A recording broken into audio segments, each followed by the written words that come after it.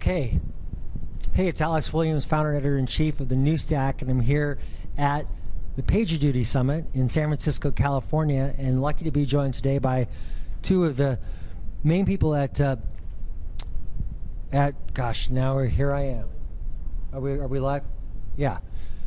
So excuse the audience out here. We've had a few technical difficulties. I'm Alex Williams, founder and editor-in-chief of the New Stack, and I'm here today with SignalFx. We have the co-founder, Karthik Rau, and the CTO, Arijit Mukherji. Thank you very much for joining us. Really appreciate it. Yeah, thanks you for joining us. And I'm really curious to get you guys' perspectives about monitoring today and where we are with it. And one of the things that we're really looking at is like all these different dependencies that we're starting to see really emerge. And it all comes down to monitoring is increasingly what I'm hearing. Like if you look at the roots of like Amazon Web Services and Amazon and how they develop their own infrastructure, just as one example, I think Facebook is probably another example that you guys speak directly to because you both work there, as I recall. But now we're it's this in this world where monitoring systems are becoming like really core to these infrastructures. And so can you maybe could talk about that, about the evolution and what you're seeing in the evolution of monitoring environments? Yes, absolutely. So I think there are a couple of major changes that are affecting the requirements and the kinds of solutions you need for monitoring. First of all, the nature of the applications today are far more distributed, right? In a traditional enterprise architecture, you have a monolith, it's running on a single server. There's a lot of monitoring that you can do locally to understand if that instance has failed, you probably have a problem. Today's architectures are far more distributed, right? You have VMs, you have containers, you have distributed architectures and distributed databases that might be running on tens, hundreds of nodes. And so what's happening on one instance is not as interesting as what's happening across the collection of instances and the performance patterns across an entire service. So that's one aspect of it. The other aspect of it is that the amount of change is increasing exponentially. So instead of just doing 1 or 2 updates a year, more and more people are embracing DevOps, right? Containers give you a lot of flexibility because you separate the application stack from the underlying OS and the security and operating system footprint. So developers can push changes out directly with containers, and that's enabled tremendous developer velocity where you can have individual teams pushing changes out directly into their individual services, and you could have 1,000 times the number of code pushes happening in a given period of time. So those two things are significantly taxing traditional monitoring systems because A, they're designed to look at individual instances, and 2, they're really designed for a world where you're not making changes as frequently as you are. Right. So those are the fundamental problems. The other thing that is changing is the way you monitor and kind of the problem space of monitoring has really shifted. So in the old days, because your applications were monoliths and because you weren't making as many changes, the primary value of a monitoring system was data collection and instrumentation. So you buy an agent from a vendor, and it automatically gives you visibility into your application, because guess what? That wasn't an app that you developed. You're probably running someone else's app.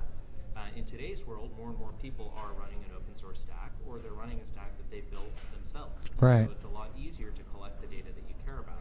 The challenge has really become the analysis of all this data. Right. There's so much more data. Yes. I mean, you're talking, it could easily be 1,000x the number of components, and the interaction between all these components is far more complex.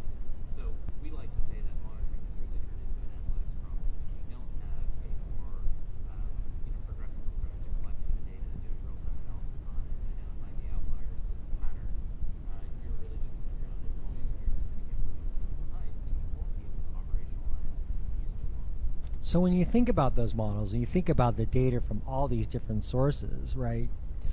How do you think about analyzing that data? In particular, it seems like what we're starting to see is like there's the infrastructure calls and the declarative infrastructure that you have, correct? Right? And but then there's a communication network that is really critical, right? Like having that communication, for instance, through chat ops, for example. That's another point of data, isn't it? You're exactly right. So as our applications are becoming more complex, as our substrate on which we're running them is becoming more complex, the organizational processes are also becoming more complex, as Karthik was mentioning. We're moving faster, we're pushing more often. And so one of the interesting things is there are many other sources of data, as you mentioned, like chat ops. That's actually a way to monitor what the humans are doing in an organization. In an organization where there's not just a single team, but it's multiple different microservices teams, perhaps located in different places. How do you know what's going on? And actually monitoring, for example, social signals gives you amazing insight into, is there something brewing, something that might become a problem? Like, you cannot possibly monitor every possible combination of every problem that may happen in your environment, but humans are smart. Humans are aware of what's going on. They're looking at the system. So a lot of times looking at non-computer generated insights can actually help. And that's actually the topic of my talk tomorrow at the summit, where I'm going to talk about how we actually implemented this for a very real use case, and it turned out to be very, very successful. So when you think about these collaboration tools like Slack, for example, right? And you think about how they are connecting people more often, how can you use the data from that to then better understand how both developer and operations teams work together? So I'll give you an example. So for example, in our case, I wanted to know, as an engineering manager, that is there something brewing in our environment, in our service, that might become a problem. It's not necessarily a problem yet, but it might become a problem. The reason I want to know as a manager is because that's when I should step in. I should maybe help with the remediation. Perhaps you have a lot of experience in the company. I've been there for a while. Perhaps there's experience I can share to not make that problem become worse, right? And I initially tried lots of different ways of subscribing to different alerts from the actual services, the actual infrastructure, and so on. It helped. It goes a long way, but there was still a lot of noise because I was getting alerted more often than I should have. Because you don't want to miss the important events, but then if you get woken up too often, then you basically miss them because you start ignoring them. Alert fatigue is a real Yes, problem. it is. And so one of the ways I figured out that would help was actually monitoring what our humans are doing on some of the channels where we use for collaborating around issues with the system again. And so by looking at how many people are on it or how they're interacting there, I was able to figure out, okay, is there something that's worth investigating? Right, right. Again, here I'm not the operator of the service. I'm just somebody a little bit higher up who just wants to know that things are going fine. Right. Sort of wants to insert himself as and when needed. And so that ended up being an interesting use case. And so that sort of begs the bigger question is, what other signals are out there? Yes. For example, there are, a lot of companies actually use Twitter, for example, to monitor themselves, whether they are having problems or not, because if there's a problem, users are going to complain, especially if you're a popular consumer site. And it's good too because it's a independent secondary mechanism, which doesn't depend on your systems all working for you to know, because it's really an independent secondary mechanism. It's a redundant way for you to get to know whether there's a problem or not. And there's, once you start thinking about it, the other options also come up. So this is all interesting. The thing that makes them possible is our systems that we have nowadays, all these services, these metric systems and all the other systems, they're not isolated to a specific problem domain. They're generic tools. They have a lot of power. And so why not use them for interesting use cases and whatnot? And that's exactly the point that I was making earlier. Traditional monitoring was focused very much on a tech stack. And you buy an agent, you instrument that tech stack, and you get visibility and monitoring in that tech stack. Solutions like SignalFx are much broader. Yes, we provide integrations where you can go and understand what's happening to my MongoDB environment or my Cassandra environment, but you can feed in interesting data from Slack channel participation rates or count the number of negative sentiments on Twitter and feed that into SignalFx and correlate all of those things to provide a lot more context around the machine data effectively that you're getting from the traditional monitoring system. So basically there's this capability to kind of combine these chat ops environments with monitoring environments to some extent. Yes, combine all sorts of data, right? We have a lot of customers who are combining multiple signals, right? They may have, they create composite scores that are a combination of application latencies and infrastructure utilization rates, and they create a composite score, and if the composite score dips below a certain level, they'll auto-provision more capacity, right? So then those composite scores could include, metrics that you're collecting from Twitter sentiment analysis or Slack channels, and so there's a lot of flexibility in how you can choose to consume the data and analyze the data. I'm curious about this now because you listen to the keynotes here today, and there's a lot of discussion about teams and the roles that really the role that people play on these teams. And we acknowledge that DevOps is on the rise without a doubt, but it's still very new, I think, to almost any, most businesses out there. I mean, we were talking to someone earlier who's actually going to be authoring the DevOps for Dummies book. That tells you that we're actually getting somewhere, I think. In terms of the mainstream acceptance is here. But these are pretty complex concepts, to get your head around. And there's a lot of data science involved, right? Into like thinking on, if you're going to do this yourself, right? How are you going to think of organizing that data? How do you think about that kind of in terms of, as you're kind of, building out your own architectures, think about, the level of the user themselves. Well, I think that's where using a solution like this is because this is what we focus on. So it's making it easier to consume this data, to resource this data, and applying the data. So we have a data science team that's leveraging a number of models that make it a lot easier for you to get started, right? You don't have to go and figure this out all by yourself. And, you don't have to go try to build something on your own. There are solutions out there. SignalFx specifically can help with a lot of this. Do you use do you use Signal as a synonym for events then? We call the company SignalFx because we intentionally wanted to be broad, right? There are all sorts of signals that can help you understand whether you have problems that you need to deal with, right? And so our focus has been primarily around collecting time series telemetry data, right? So all of your systems in your environment are instrumented to collect metrics and emit those metrics on a regular frequency into SignalFx. That's by and large 90+% of the kind of data that our customers send into SignalFx. Of course, there's other kinds of data, event data and such that provide context around it, but we're primarily focused around the time series telemetry. The time series telemetry, and how do you then correlate that then with kind of this discussion about using data from like ChatOps, for example? Yeah, so there's a couple of ways to do that. So in general, I think the time series telemetry, again, need not necessarily be from your compute infrastructure. Right. So once you have a good platform for metrics, you can send all kinds of metrics. You can send business metrics, for example, how many transactions am I closing in? Maybe there's a problem with that indicates there's a problem that you need to look into. There could be social signals that we sort of talked about earlier. So I think the main thing is to have a common platform where all of this data can be fed into. And then also the analytics capabilities where you can take all of this and work with them together. So it should not be that I can monitor CPU on a server in isolation from my transactions on the site. Why can't I compare the two? Why can't I combine the two? Why can't I compare how many errors are happening on my sales process with maybe my web tier to see whether how many errors are happening on page load. So being able to correlate and combine this data, I think, is very, very key. And that's sort of the successful tools of the future will be the ones that are going to be able to do these kind of things effectively. But just specific to that example, I mean, you can count the number of users in a particular Slack channel, emit that into SignalFx, and then alert if there's an anomalously high number of people on a particular channel, right?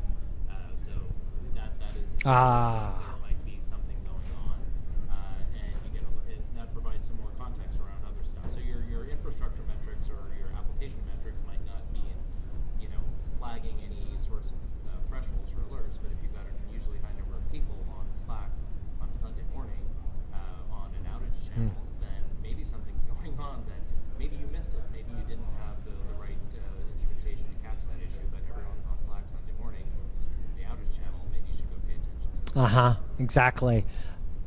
I would like to shift the conversation a little bit, and I'm curious about some of the things that we've been hearing at other conferences. We were at the Sensu monitoring conference just recently, and there's,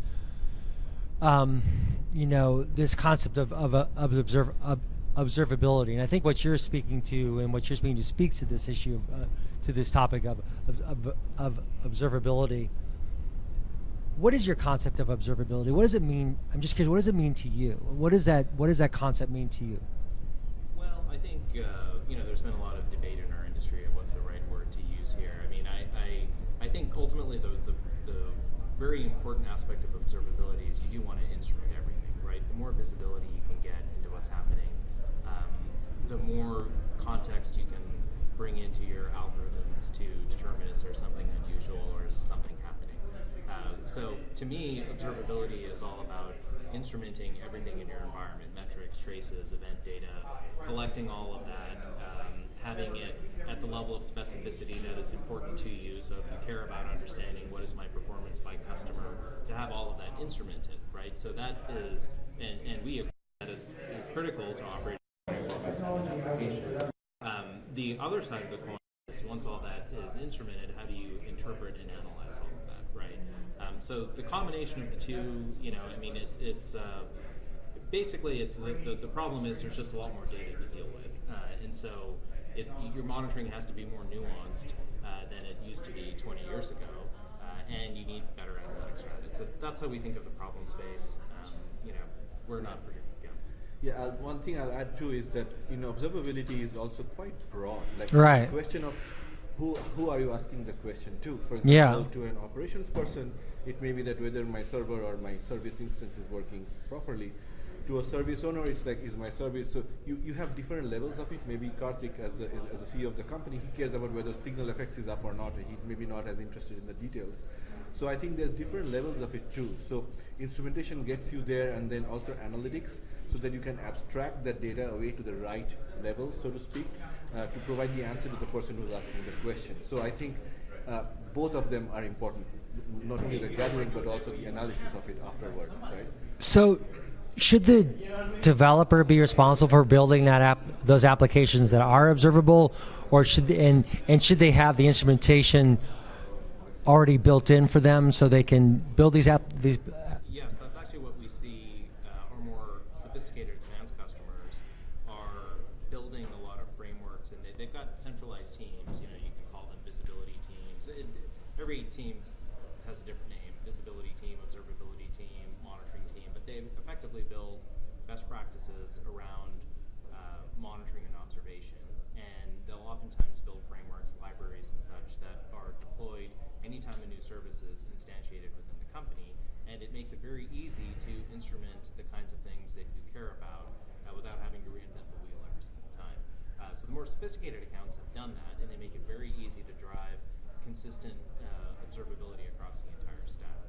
So we see that as a best practice. Now, granted, most companies are not there yet; they're getting better at it, but that's what we see as best practice. And there's also some, I think standardization is going to be our friend here, because there are certain industry trends, especially things like service mesh and so on, which are going to make instrumentation easier. So how will service mesh make instrumentation easier? So for example, let's say I have a couple of services, or I have microservice environment, 10 services that are all talking to each other, providing overall service. The service mesh, the idea is that all communication between them gets routed through a proxy, right?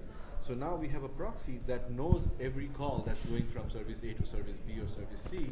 It knows how long the call took, because it's aware of protocols like HTTP. It knows when there were failures. And so without me instrumenting or writing a line of code, I can turn on a flag in the service mesh to say, you know what, go ahead and capture metrics from this, and I can put them into my metric system as a way to get automatic insight. Now, granted, that won't tell me what's happening deep inside my own code, but at least it provides a baseline that could be quite helpful, sort of provide us with a leg up. So I think it's going to be a combination of all of that. So I'm sort of encouraged to see some of these sort of trends that are happening in the industry right now, which I think will help the cause of monitoring and observability. So there's a few questions that I have then. So first of all, if those developers are building the applications that are observable then, and they have the instrumentation, and they have the underlying instrumentation to be able to do that, right? What kind of control does the developer have, and how is that in balance then with the operations teams? Because the operations teams have to be very kind of cognizant of what data is, being generated, monitored, and then acted upon.